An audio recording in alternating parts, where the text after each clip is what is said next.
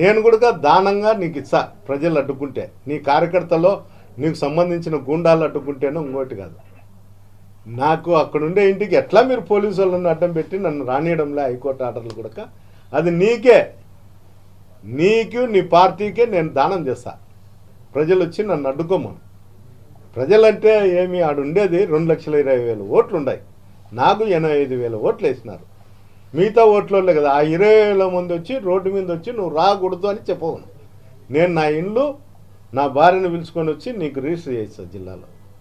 ఇంతకన్నా నువ్వు తృప్తి పడేది ఏం లేదు.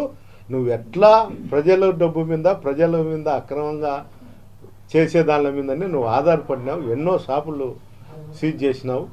అందువల్ల నీకు ఏది కావాలంటే అది చేసుకో. నువ్వు కావాలంటే ముందు అభివృద్ధి చేయి.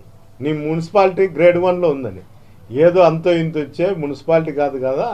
ఎవరికైనా కూడా అవార్డులు ఇస్తున్నారు. ఢిల్లీకి పోయి డబ్బులు ఇచ్చుకొని అవార్డులు ఇస్తాను.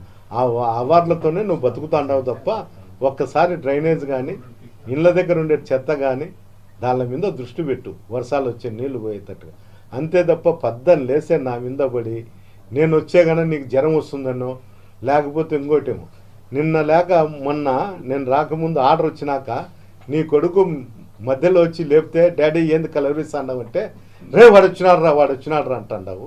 కనీసము స్పృహలో ఉండు. నేనంటే నీకు అంత భయం ఏంటికి? స్పృహలో ఉండు.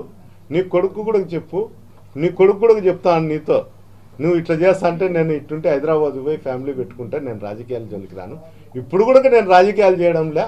ఏందో రోడ్డు ఓపెనింగ్ అంటే కత్తిరి తీసుకొని కత్తిరిస్తాండ తప్ప ఈర్ష్య దేశాలతో నువ్వు ఉండవు నాయనా. నువ్వు నా పిల్లలకు 40 ఏళ్ళ రాజకీయ భవిష్యత్తు ఉంది అనుకుంటున్నావు, కానీ నీకుండే భవిష్యత్తే నీకు లేదు. మళ్ళీ నీ కొడుకులకు 40 ఏళ్ళ రాజకీయ భవిష్యత్తు ఉండదు. తాడిపత్రి ప్రజలు అన్నీ గమనిస్తున్నారు. ఏం గమనించాలో అలాంటివన్నీ గమనిస్తానే ఉండారు. నేను ఒకటే నీకు చెప్పేది కూడా, నేను వెధవలతో రాజకీయం చేయకూడదు అనుకున్నా. కానీ అక్కడ పరిస్థితులు బట్టి ఎవరితో అయినా కానీ ఎంత వెధవలతో అయినా రాజకీయాలు చేసే పరిస్థితి కూడా నువ్వే నన్ను తీసుకొచ్చిన ఆ స్థాయికి.